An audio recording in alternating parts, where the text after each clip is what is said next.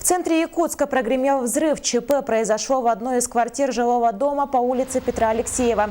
Во время взрыва в помещении, по предварительной информации, находилась женщина. Ее в срочном порядке госпитализировали. Взрывом снесло почти всю стену в комнате, а мебель и технику из квартиры разбросало по всему двору. Жители немедленно эвакуировали из здания. Это где-то, значит, в 12, да? Да, Или в 11? 12 часов, наверное, где-то, Да? после 11. Дом тряхнуло. Насколько сильно был шок? Ну вот муж чуть с кресла не упал.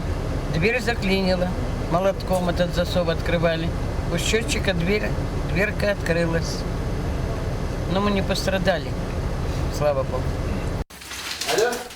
Сейчас жителям разрешили вернуться в свои квартиры. Работники управляющей компании начали утеплять подъезд и пострадавшие квартиры. На месте работают сотрудники МЧС, полиции, газовой службы и представители мэрии.